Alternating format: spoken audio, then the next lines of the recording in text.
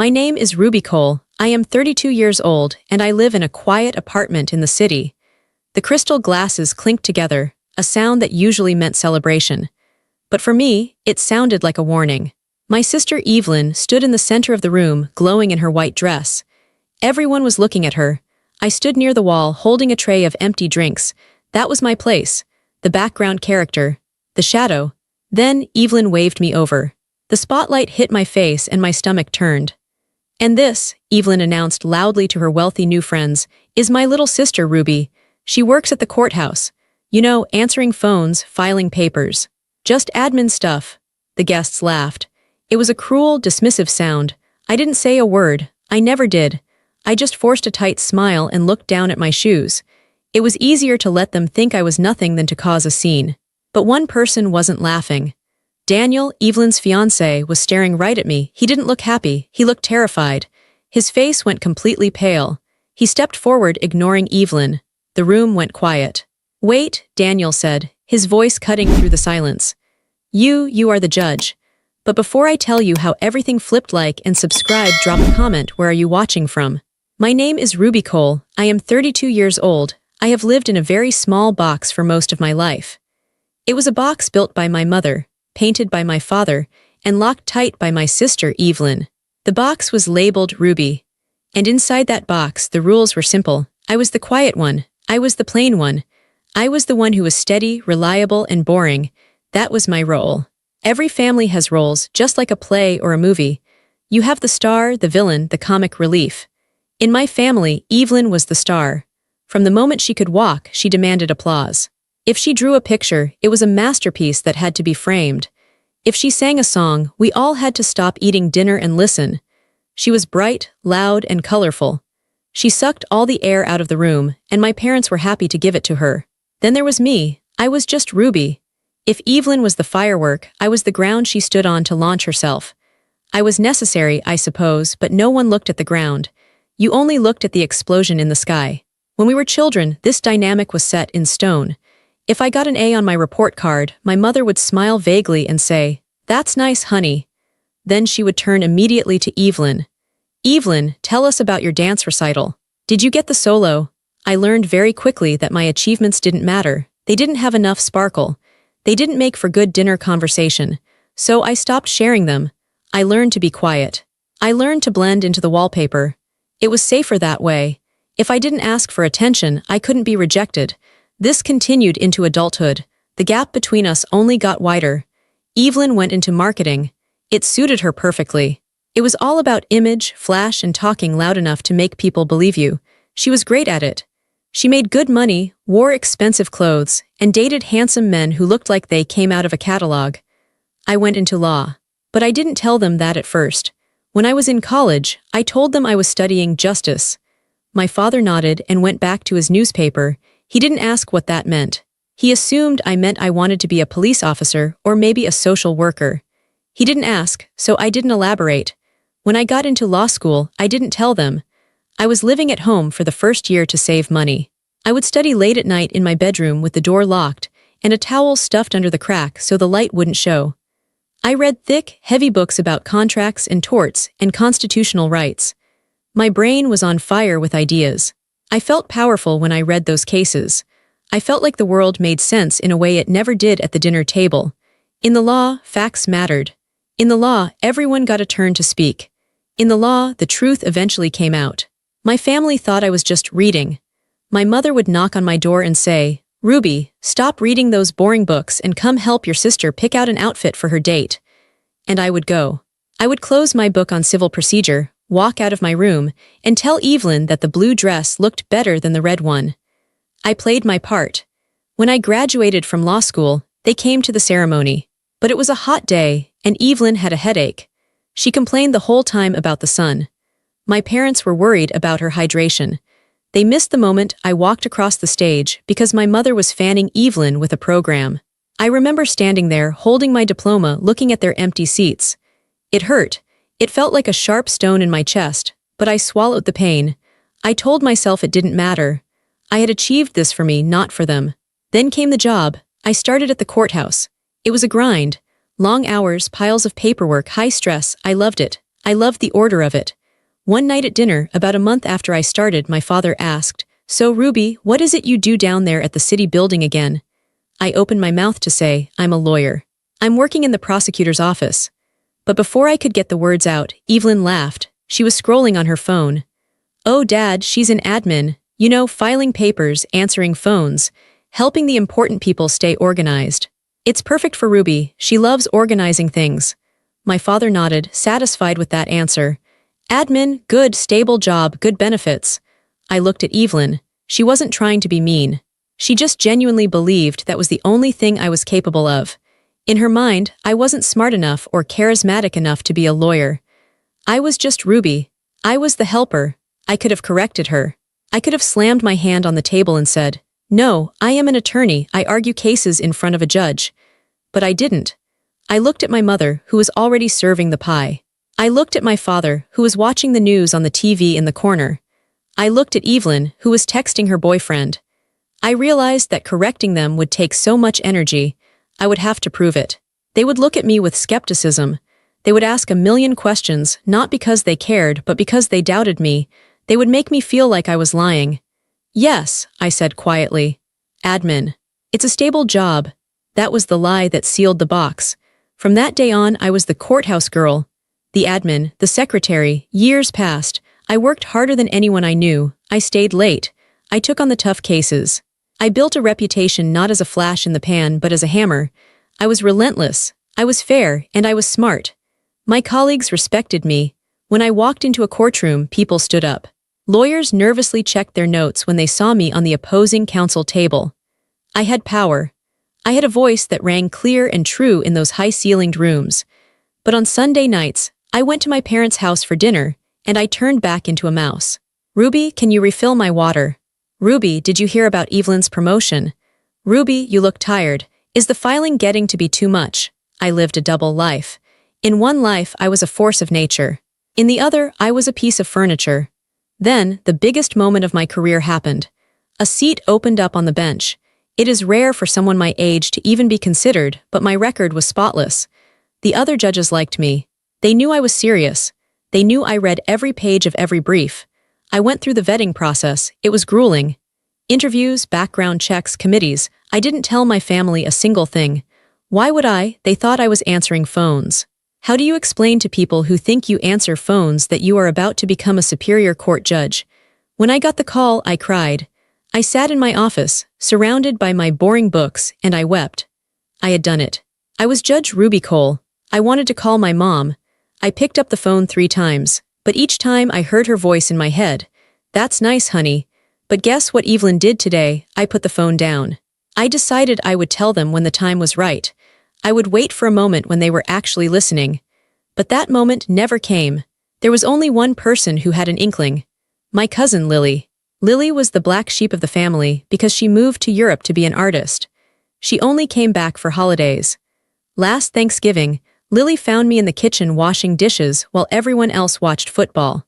She leaned against the counter and watched me scrub a pot. "You're different, Ruby," she said. I looked at her startled. "What do you mean?" "You hold yourself differently now," Lily observed. "You walk like you own the place. But the second Mom or Aunt Susan walks in, you shrink." "Why do you do that?" I shrugged, scrubbing harder. "It's easier." "Is it?" Lily asked. "It looks painful. You're hiding something huge. I can feel it. You're like a superhero with a secret identity. Clark Kent and Superman, except you never take off the glasses." "It's just a job, Lily," I lied. "It's not just a job," she said softly. "I see you, Ruby. Even if they don't." I almost told her then. I almost broke. But just then, Evelyn burst into the kitchen. "Ruby, we're out of ice. Can you run to the store? Daniel loves his drinks cold and we are totally out." I looked at Lily. Then I looked at Evelyn. "Sure," I said. "I'll go get ice." Lily shook her head sadly as I grabbed my keys. That was the dynamic. That was the box. I was a judge who could sentence a man to 20 years in prison, but I was also the girl who was sent to fetch ice because the star needed it. I told myself it was fine. I told myself I didn't need their validation. But deep down, a quiet anger was building. It was a slow-burning fire, fed by every interruption, every dismissal, and every assumption that I was nothing more than what they wanted me to be. I was waiting for the lid of the box to crack open. I just didn't know I would be the one to blow it off. The dismissal wasn't a one-time event. It was a rhythm. It was the background music of my entire existence. It happened in small beats and loud crashes, over and over again, until I learned to dance to it perfectly.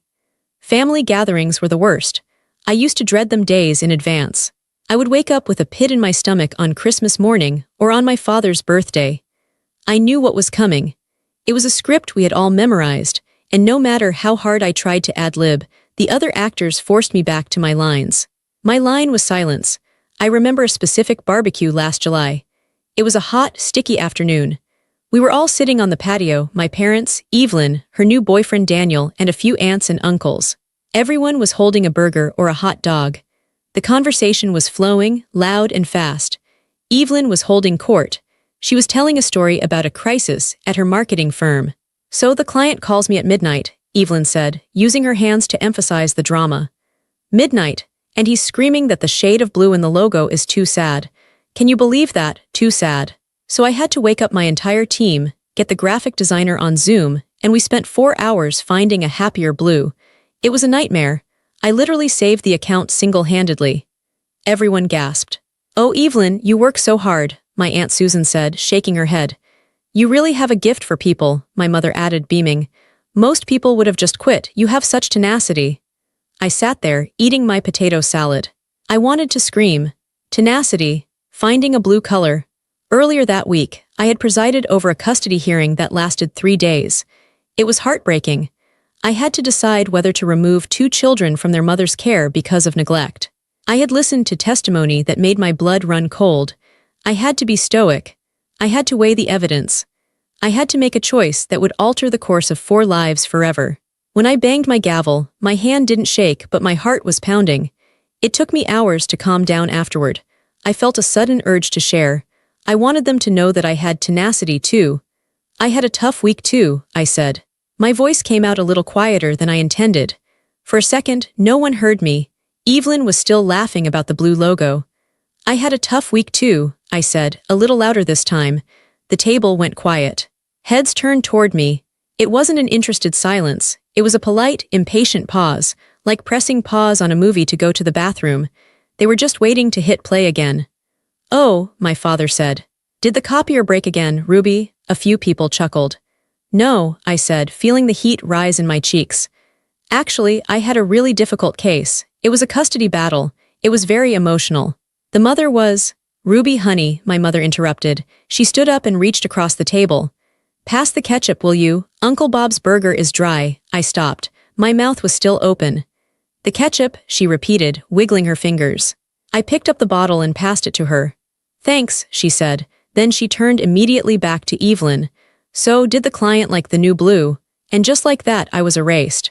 My custody battle, the weeping mother, the terrified children, the weight of the law, it was all shoved aside for a bottle of ketchup and a story about a logo. I looked down at my plate. I felt a familiar burning behind my eyes, the sting of tears I refused to shed. This is what it was like. When I spoke, eyes wandered. I could see it happen. My Aunt Susan would check her watch. My dad would start tapping his fork against the table, a nervous tick that meant he was bored. Evelyn would pick at her nails or check her reflection in her phone screen. They didn't do it to be cruel. I truly believe that. They did it because they had already decided I had nothing interesting to say. They had decided years ago that my life was small, simple, and flat. Why would they listen to the admin girl talk about legal procedures? It didn't fit the character they had cast me as, so I stopped trying. I built a fortress of silence around myself. I sat at these dinners, and I observed. I became an expert watcher. I noticed how my mother always refilled Evelyn's wine glass before her own. I noticed how my father always laughed at Evelyn's jokes, even the ones that weren't funny. I noticed how Evelyn used up all the oxygen, and how everyone else was just happy to breathe in her fumes. Meanwhile, my real life, my shadow career was exploding. I was getting awards. Judge of the Year from the local bar association. I had a plaque on my office wall. I had a heavy oak desk. I had bailiffs who would take a bullet for me. I remember one afternoon leaving the courthouse. I was wearing my black robe, walking down the hallway to my chambers. A young lawyer stopped me. She was shaking. "Your Honor," she said. "I just wanted to say, thank you, the way you handled that ruling. It was inspiring. "You're the kind of judge I want to be one day." I smiled at her. "Thank you, that means a lot." I felt 10 feet tall. I felt respected. I felt seen. 30 minutes later, I was in my car, driving to my parents' house for a birthday dinner for my dad. I parked the car, took a deep breath, and walked to the front door. As soon as I crossed the threshold, the robe disappeared. The "Your Honor" disappeared. "Ruby," my mom yelled from the kitchen, "you're late, the trash is overflowing. Take it out before the guests get here, it smells awful." I didn't argue. I didn't say, "I just inspired a young lawyer today." I didn't say, "I am a pillar of the justice system." I put my purse down. I walked into the kitchen. I tied up the garbage bag. It was heavy and smelled like old onions. I dragged it out to the curb. I stood there on the street, looking at the nice suburban houses. I looked at my hands. These hands signed warrants. These hands held the fate of criminals, and these hands were currently covered in bin juice. It was jarring. The transition was so sharp it gave me whiplash. I often wondered why I kept going back. Why did I subject myself to this? Why didn't I just stop showing up? I think part of me was hoping they would figure it out. I wanted them to see me without me having to scream it. I wanted my mother to look at me one day and say, "You look tired, but it's a good tired. You look like you've been doing something important." I wanted them to look past the label they had slapped on my forehead, but they never did. They were comfortable. The dynamic worked for them. Evelyn was the star and I was the staff. If I changed, it would mess up the whole system. If I was important, then Evelyn might be less important. If I was powerful, then my father's dismissiveness would look like foolishness. It was easier for them to keep me small. And for a long time, I let them. I facilitated it. I nodded when they explained basic politics to me, even though I knew the Constitution better than they knew their own addresses. I let them explain how loans worked, even though I ruled on bankruptcy cases. I let them treat me like a child, but the pressure was building. You can only compress a person so much before they explode.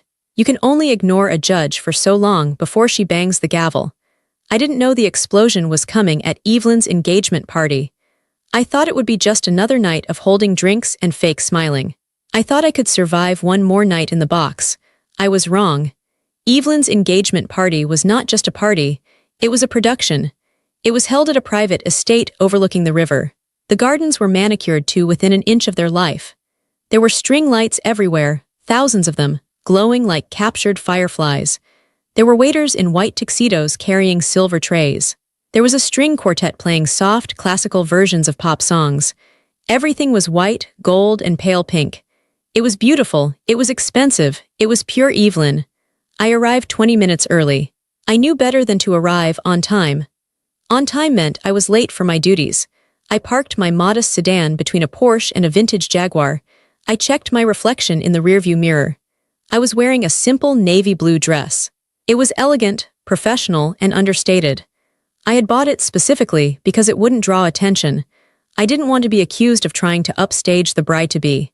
I took a deep breath, put on my family face, a mask of calm, pleasant neutrality, and walked toward the garden entrance. My mother intercepted me before I even reached the patio. She looked frantic. Her hair was sprayed into a helmet of perfection, and she was wearing a gold sequined gown. "Ruby," she hissed, grabbing my arm, her grip was tight. "Thank God you're here, it's a disaster." "What's wrong?" I asked. "The napkins," she said, her eyes wide with panic. The caterer put out the cream napkins, but Evelyn specifically asked for the ivory ones. "The cream clashes with the tablecloths. You have to fix it." "Mom, I don't think anyone will notice the difference between cream and ivory," I said gently. She looked at me like I had just suggested we burn the house down. "Evelyn will notice. Go. Run to the supply tent. Swap them out, now, before people start eating." She pushed me toward the service tent. So within 2 minutes of arriving, I was working. I found the ivory napkins. I went from table to table, swapping them out, clutching a bundle of cloth to my chest. I felt ridiculous. I was a 32-year-old woman. I was a judge.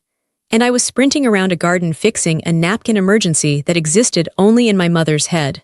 The guests started to filter in. These were not just family friends. These were Daniel's people.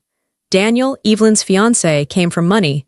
Old money. Serious money. His family owned half the real estate in the city. His friends were lawyers, doctors, politicians, and business tycoons. As I moved through the crowd, collecting empty glasses and straightening chairs, I caught snippets of conversation. They were talking about the market, about landmark legal cases, about city zoning laws. I wanted to join in. I heard a man discussing a recent ruling on property rights, a ruling I had actually written a dissenting opinion on a few months ago. I wanted to stop and say, actually, the precedent for that comes from State v. Miller. But I couldn't. I was holding a stack of dirty napkins. Evelyn appeared at the top of the stairs. She looked stunning. I have to give her that. She knew how to make an entrance. She paused, waiting for everyone to look at her. Then she descended, beaming with Daniel on her arm. She floated through the crowd, accepting compliments, flashing her ring. Eventually, she made her way to the group I was standing near. I tried to fade back, but she spotted me. "Ruby," she called out. She pulled me forward. "Everyone, this is my little sister, Ruby." The group smiled politely. "Ruby is such a help," Evelyn continued. "She's practically running this party behind the scenes. She works in admin, so she's obsessed with details." "Admin?" a woman in pearls asked. "Where do you work, dear?" "The courthouse," Evelyn answered for me. "She keeps the place from falling apart. Files, phones, schedules, you know how it is. Someone has to do the grunt work so the lawyers can be brilliant." She laughed. It was a light, tinkling laugh. The group laughed with her. "Well, it's good to have a job," the woman said condescendingly. "Exactly," Evelyn said. "We're very proud of her. She's so steady." I stood there, my smile frozen on my face. My hands were clasped behind my back so they wouldn't see my fists clenching. "Nice to meet you," I mumbled. "Go check on the bar, will you, Ruby?" Evelyn said, patting my cheek. "I think they're running low on ice." I turned and walked away. I felt the heat rising up my neck. It was humiliating. Not the job, there is absolutely no shame in administrative work. It is vital work. But it was the way she said it. The dismissal, the implication that I was less than, the way she used me as a prop to make herself look more successful by comparison. I went to the bar. I didn't get ice. I just stood there, breathing deeply, counting to 10. 1, 2, 3. "Are you okay?" I turned. It was Daniel. I hadn't spent much time with Daniel. He and Evelyn had a whirlwind romance. I had met him maybe 3 times briefly. He was handsome, quiet, and seemed decent. "I'm fine," I said, straightening up. "Just checking the supplies." Daniel looked at me. He was studying my face. He had a glass of scotch in his hand, but he wasn't drinking it. "You look familiar," he said. He narrowed his eyes. "I know we've met at family dinners, but you look familiar from somewhere else. Have I seen you downtown?" My heart skipped a beat. "I work downtown," I said carefully. "Right. The admin job," he said, but he said it slowly, like he was testing the word. "Evelyn says you handle the filing." "Something like that," I said. He looked at the way I was standing. He looked at my direct gaze. He looked at the lack of fidgeting. "You don't seem like an admin," he said. It wasn't an insult, it was an observation. "People surprise you," I said. "They do," he agreed. Before he could say anything else, Evelyn swept in. "Daniel. There you are, come on, the photographer wants a picture of us by the fountain." She grabbed his hand. She didn't look at me. "Ruby, make sure the trash is cleared from the cocktail tables, it looks messy." She pulled Daniel away. But as he walked away, Daniel looked back over his shoulder at me. He looked confused. He was trying to place a puzzle piece that didn't fit. The sun began to set. The string lights flickered on. The atmosphere shifted from afternoon mingling to evening elegance. The speeches were about to begin. I found a spot near the back, by a large potted fern. It was my usual spot. Out of the way. Visible enough to not be rude, invisible enough to be safe. I watched my parents laughing with Daniel's parents.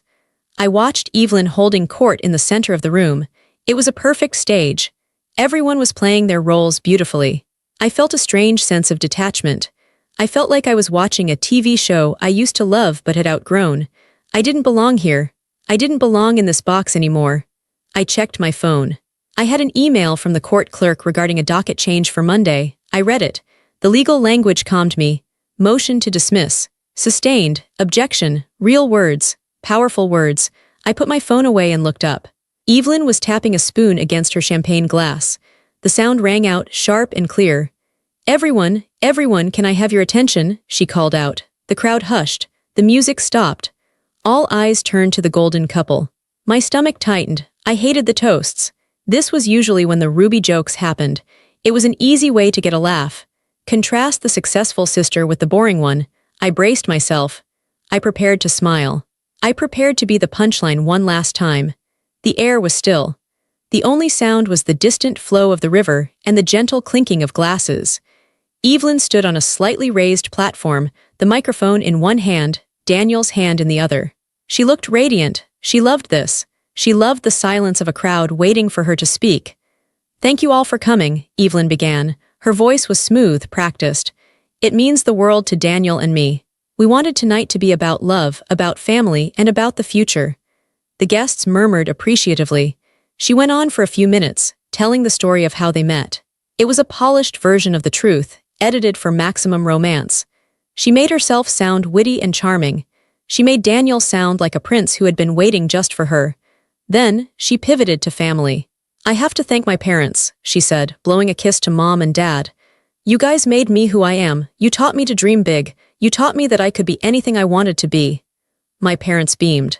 My mom dabbed at her eye with a tissue. "And," Evelyn continued, her eyes scanning the crowd until they landed on me by the fern, "I have to thank my little sister, Ruby."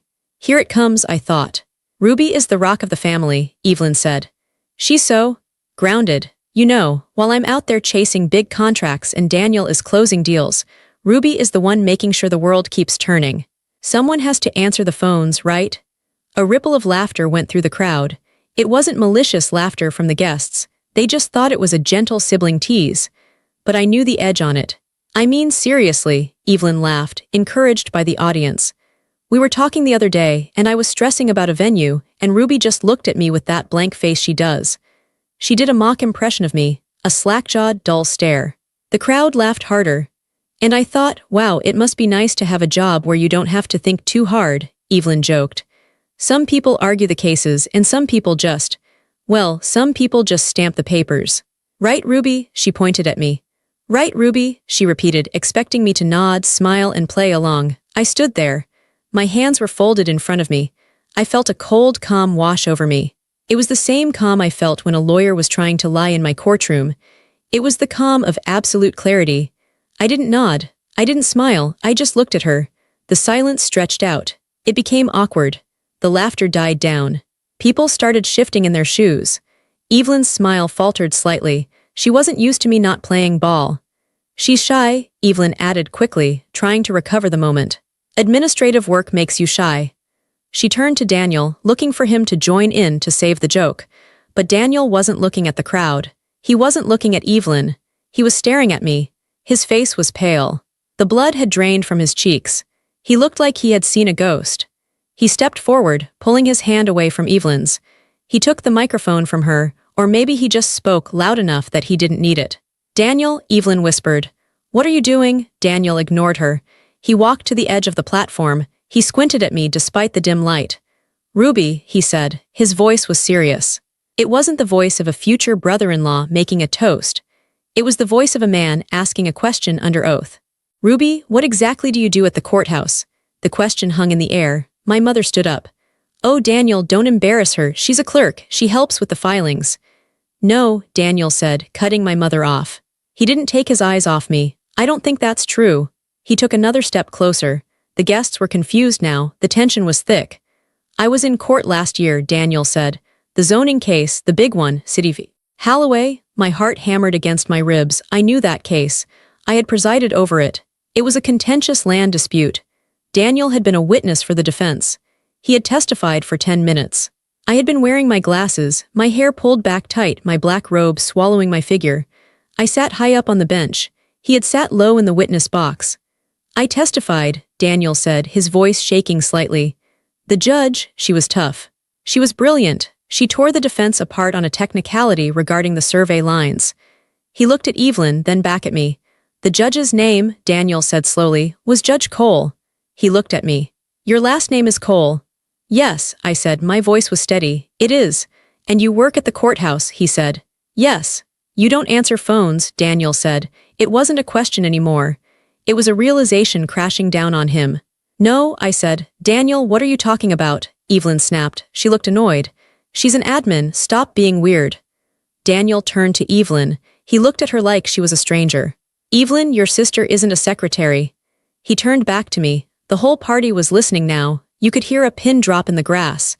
"You are the judge," Daniel said. "You are Judge Ruby Cole." I looked at my parents. My mother's mouth was open. My father was frowning, his fork suspended halfway to his mouth. I looked at Evelyn. She looked furious, confused, and suddenly very small. I looked at Daniel. "Yes," I said. "I am." The words rang out. 2 simple words. Everything froze. It was as if I had dropped a bomb in the middle of the garden. The small box I had lived in for 30 years didn't just open. It shattered. The silence that followed wasn't the silence of dismissal. It was the silence of shock. And for the first time in my life, I wasn't the one looking down at my shoes. I was the one looking back. The word yes is usually a simple word. It is small. It is common. But in that garden, under the string lights, that one word weighed 1,000 pounds. Yes, I am. The sound of my voice didn't boom. I didn't yell it. I spoke it with the same quiet authority I used when I overruled an objection in my courtroom. It was a flat, factual statement. The reaction was physical. I saw it ripple through the crowd like a wave. First, there was the silence. It was a heavy, suffocating silence. The kind of silence that happens when a glass vase hits the floor but hasn't shattered yet. Everyone was holding their breath. I looked at my mother. Her face was a mask of pure confusion. Her mouth was slightly open, her lipstick bright red against her pale skin. She blinked rapidly, as if she were trying to clear a blurry image. She looked from me to Daniel, then back to me. I could see the gears turning in her mind. She was trying to reconcile the daughter she knew, the one she sent to fetch napkins, the one she interrupted at dinner, with the woman Daniel was describing. The math didn't add up for her. It was like watching a computer crash. My father was different. He lowered his fork slowly to his plate. It made a sharp clink that sounded like a gunshot in the quiet garden. His hand was trembling. He gripped the edge of the table. He looked at me with a mixture of fear and suspicion. My father was a man who prided himself on knowing everything. He liked to be the head of the household, the one with the answers. The idea that his quiet, admin daughter had achieved a position of high power right under his nose, without his help, without his advice, and without his permission shook him to his core. He looked betrayed. Then there was Evelyn.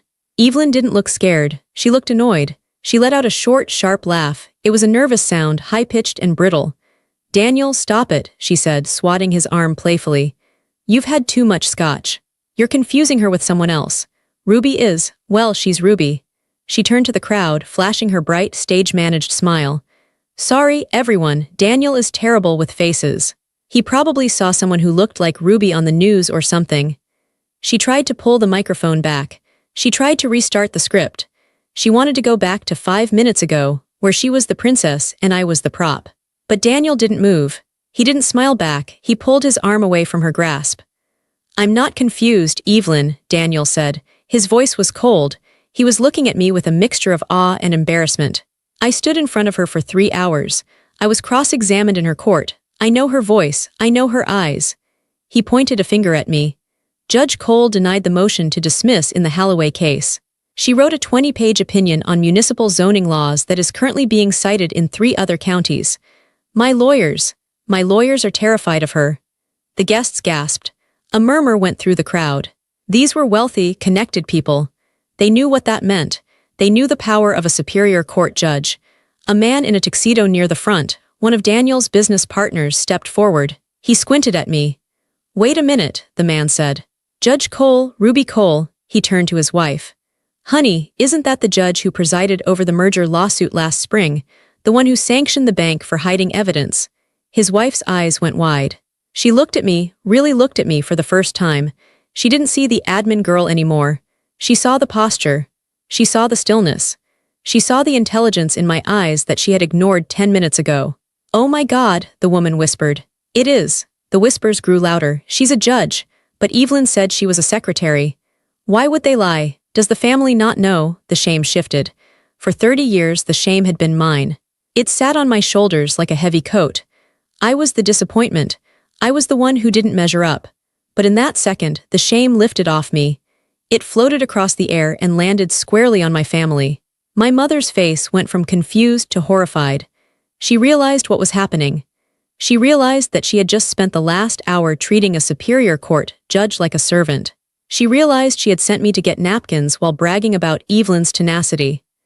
She realized that every guest at this party, every important, wealthy person she was trying to impress, was now looking at her with judgment. Evelyn realized it too. Her smile vanished. Her face twisted into something ugly. "Ruby," Evelyn snapped, her voice losing its sweetness. "What is going on? Why are they calling you that? Tell them to stop." She commanded me. It was habit. "Ruby, get the ice. Ruby, fix the dress. Ruby, tell them to stop." I looked at my sister. I saw her clearly. I saw the fear behind her eyes. She wasn't angry because I was a judge. She was angry because I had stepped out of my role. I had broken the contract. I was supposed to be the audience, not the main event. I took a deep breath. The air tasted sweet. "I can't tell them to stop, Evelyn," I said calmly. "Because it's the truth." "You're lying," she hissed, forgetting the microphone was still near her. Her voice boomed over the speakers, shrill and desperate. "You work in the filing office. You told us. You said it was stable. You said it was boring." "I said I worked at the courthouse," I corrected her. "I said I worked in justice. You filled in the rest. You decided I was an admin. You decided I was boring, and I just let you." "Why?" my father barked. He stood up, knocking his chair over. "Why would you hide this? Why would you lie to your own family?" "I didn't hide it," I said. "I just stopped trying to make you listen." I looked around the garden. I saw the faces of the guests. They weren't laughing at me anymore.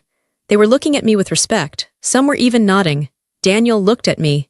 "Judge Cole," he said softly.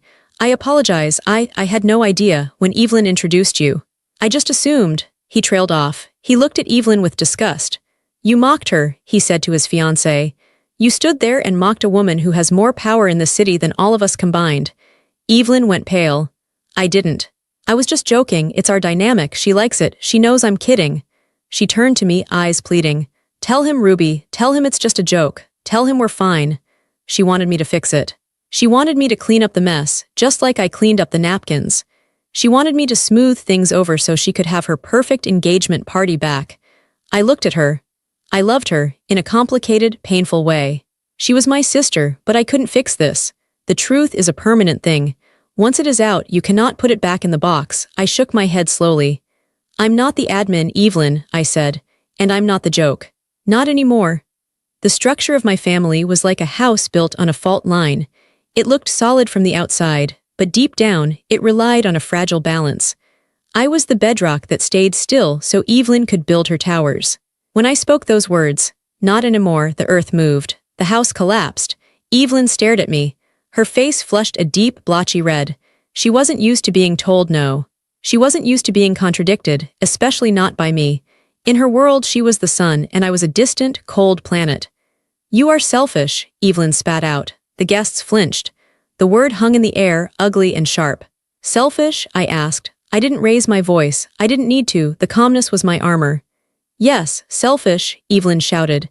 She gestured wildly at the party, at the flowers, at the stunned guests. "This is my night. This is my engagement.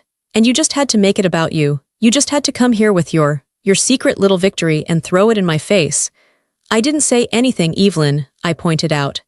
Daniel asked. "You were the one who brought me up here. You were the one who made the joke about me answering phones. You handed me the microphone." "You let me look stupid," she screamed. Tears were starting to well up in her eyes, angry tears.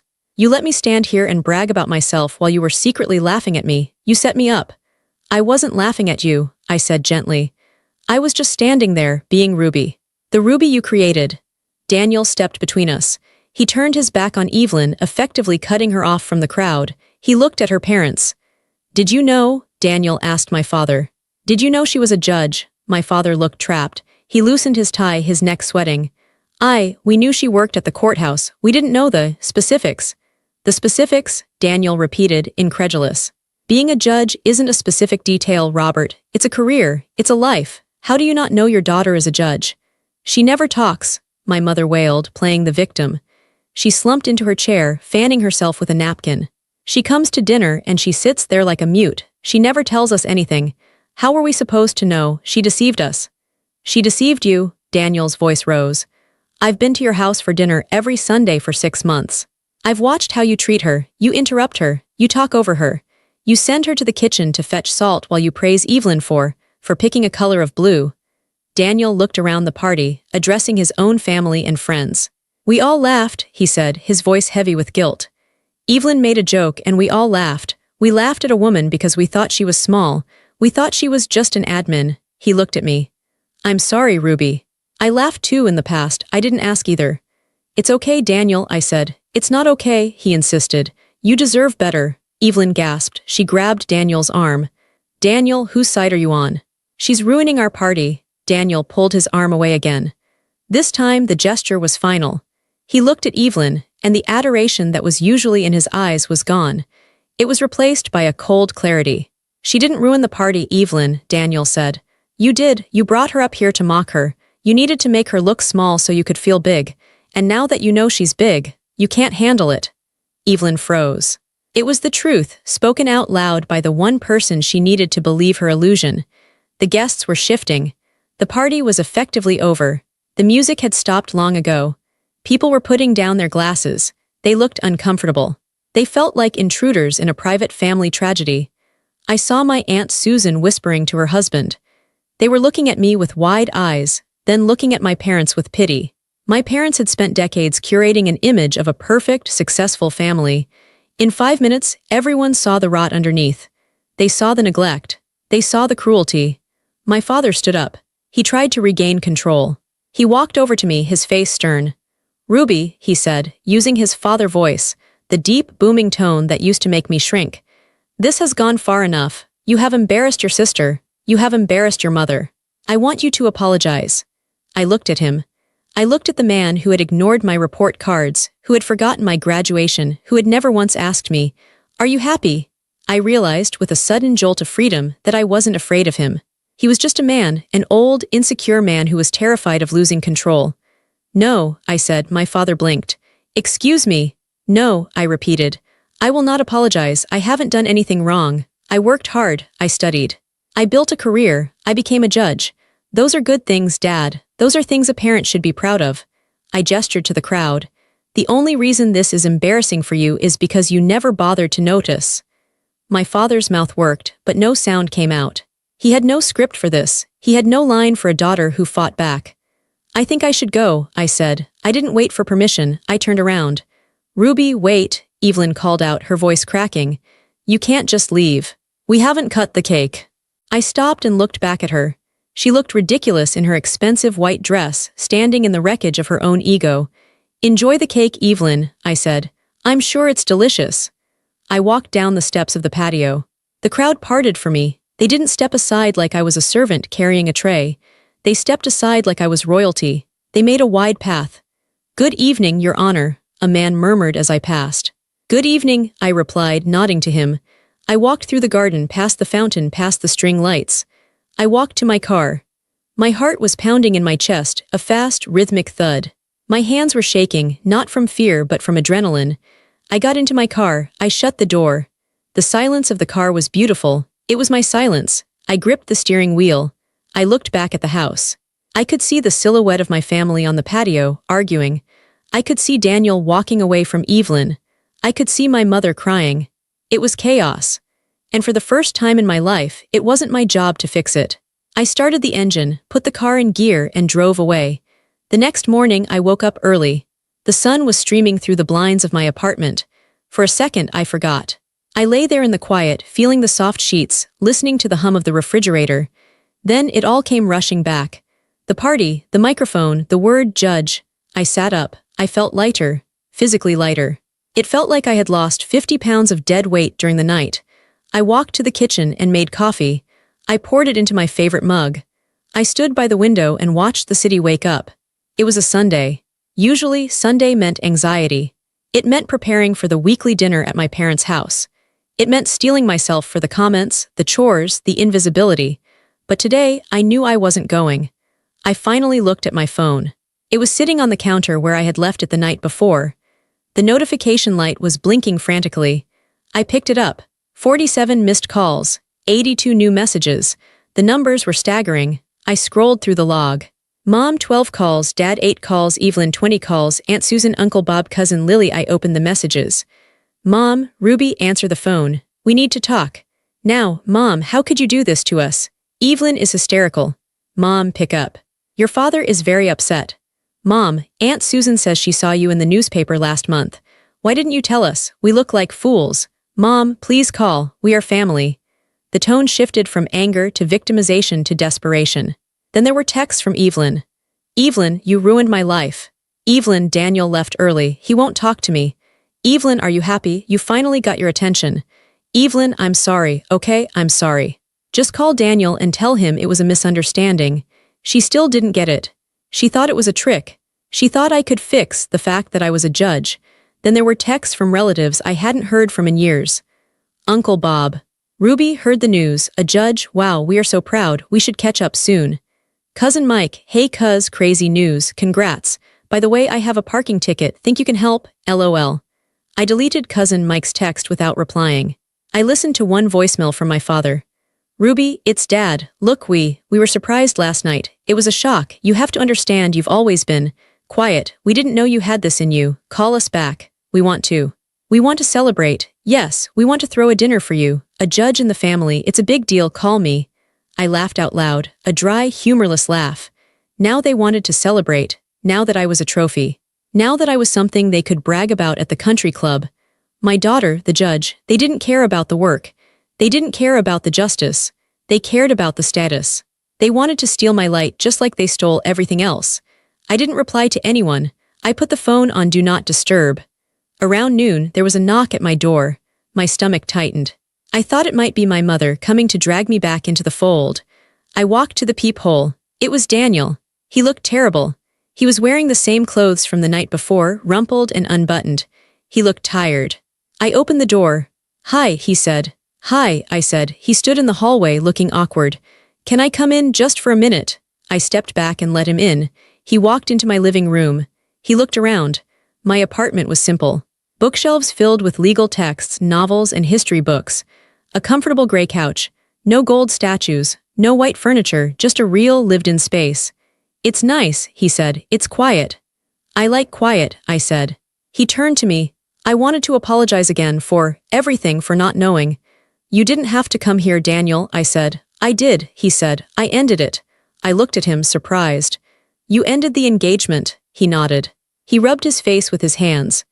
I sat there last night watching her, watching how she treated you, watching how she treated her parents, and I realized, I don't know her. I fell in love with a performance. I fell in love with the star. But the person underneath, she's cruel, Ruby. She's deeply insecure and she covers it up by hurting people. He looked at me intently, and I realized I was part of it. I sat at that table and let it happen, because it was easy, because I wanted to be part of the perfect family. But last night, when you stood up, I saw what real strength looks like, and it made Evelyn look hollow. She's my sister, I said, instinctively defending her. She's not a monster, she's been taught that she has to be the best to be loved. Maybe, Daniel said. But I can't marry a woman who treats her sister like a servant. I can't unsee it. He let out a long breath. Anyway, I just wanted to tell you, you are remarkable, Judge Cole, I hope. I hope your family figures that out. Thank you, Daniel, I said. He left. I closed the door and leaned against it. My family was falling apart. The wedding was off. My parents were in a panic. Evelyn was devastated. And for the first time in my life, I didn't feel guilty. I didn't feel like I had to fix it. I realized that this wasn't my fault. This was the inevitable result of the truth coming to light. You cannot build a foundation on lies and expect it to hold when the wind blows. I was the wind, and I was done being still. 3 days later, Evelyn came. She didn't call first. She just showed up. I opened the door and almost didn't recognize her. She wasn't wearing makeup. Her hair was pulled back in a messy bun. She was wearing sweatpants and a baggy t-shirt.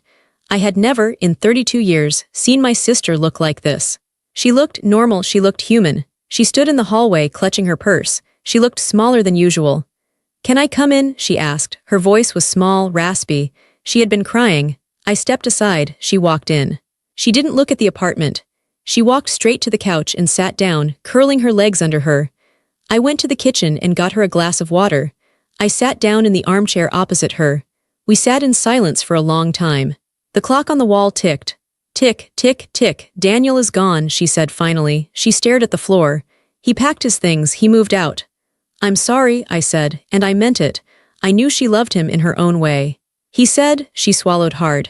He said he didn't respect me, he said I was a bully. She looked up at me, her eyes were red and swollen. Am I a bully, Ruby? It was the first honest question she had ever asked me. I looked at her. I could have lied, I could have smoothed it over. I could have said, no, you're just spirited, you're just dramatic. but I respected her too much to lie to her now. Yes, I said softly. Sometimes, you are. She flinched. Tears spilled over her cheeks. Why didn't you stop me? She asked. Why did you let me treat you like that for years? Why did you fetch the drinks? Why did you let me call you admin? If you were this big shot judge. Why did you let me make you look small? Because it was easier, I admitted. And because I thought it made you happy, I thought if I was small, you could be big. And if you were big, Mom and Dad would be happy. I was trying to keep the peace, Evelyn. You weren't keeping the peace, she whispered. You were letting me become a monster. She wiped her face with her sleeve. I was always so jealous of you. I stared at her. Jealous of me. You're the star, Evelyn. You're the one everyone looks at. That's why, she said. I have to make them look, I have to perform, I have to be perfect. Every single day, it's exhausting, but you, she gestured to me. You were always just steady. You didn't need the applause. You could sit in a corner and read a book and be perfectly content. You didn't need them to tell you who you were. I hated that. I wanted to shake you. I wanted to make you feel as insecure as I felt. She looked at me with raw honesty. When Daniel asked what you did, and you said Judge, I felt like I was shrinking. I felt like I was disappearing, because if you are successful, and you didn't need Mom and Dad's help, and you didn't need to shout about it, then what does that make me? I'm just a loud girl in a pretty dress. You're not just that, I said. You're smart, Evelyn, you're talented. You built a business. But I did it for them, she said, pointing vaguely in the direction of our parents' house. I did it for the applause, you did it for yourself, that's the difference. That's why Daniel left. He saw that you were real and I was just a reflection. She put her head in her hands and sobbed. I moved from the chair to the couch. I sat next to her. I put my arm around her shoulders. She leaned into me. She cried like a little girl. I held her. I was the big sister in that moment, even though I was younger. I wasn't competing with you, I said into her hair. I never wanted to beat you. I just wanted to be me. I know, she sobbed. I know. We sat there for an hour. She cried until she had no tears left. When she finally sat up, she looked exhausted but calmer. The frantic energy was gone. The Evelyn performance was gone. I don't know what to do, she said. My engagement is over. My parents are driving me crazy. They keep asking how we can spin this to make the family look good. I just want to run away. So run away, I said. Go on a trip. Go somewhere where no one knows you. Figure out who you are when you're not Evelyn the star. She looked at me. Is that what you did in the courtroom? Yes, I said. The law doesn't care about my family. It only cares about the truth. It was the only place I could breathe. She nodded slowly. She stood up. I'm sorry, Ruby, she said. I really am. I don't know if I can change overnight. I'm probably still going to be selfish sometimes. But I see you now, I promise. I see you. That's all I wanted, I said. She walked to the door. She paused. You know, Judge Cole sounds pretty cool. I smiled, a real, genuine smile. It is pretty cool, she left. It wasn't a fairy tale ending. We didn't braid each other's hair. Daniel didn't come back. My parents were still confused and shallow, but something had shifted. The dynamic was broken, and in the cracks, something real was starting to grow. I am still a judge. I still wear the black robe. I still sit on the bench and make hard decisions every day, but my life outside the courtroom has changed. I stopped going to Sunday dinners. I told my parents I would come once a month, on my terms. If they interrupted me, I would leave. The first time I did it, they were shocked. The second time, they listened. Now when I speak, they stay quiet. They don't understand me, not really, but they respect me. Or maybe they just fear me a little. That's okay too. I see Evelyn sometimes. She moved into a smaller apartment. She's seeing a therapist. We go for coffee. It's awkward sometimes, but it's honest. We are learning how to be sisters without the roles. I learned a hard lesson that night in the garden. I learned that silence doesn't buy you peace. It only buys you invisibility. I thought that by staying small, I was protecting myself. I thought that if I didn't challenge my family, they would love me. But they didn't love me. They loved the convenient version of me. They loved the doormat. By hiding my success, I wasn't being humble. I was being complicit in my own erasure. I was helping them mistreat me. There are so many people like me. I see you. You are the quiet one at the table. You are the one who fixes the problems while everyone else takes the credit. You are the one who swallows your words because you're afraid of rocking the boat. You are the one who has a whole universe inside you, talents, dreams, achievements, that your family chooses to ignore because it doesn't fit their narrative. I am telling you this now from the other side.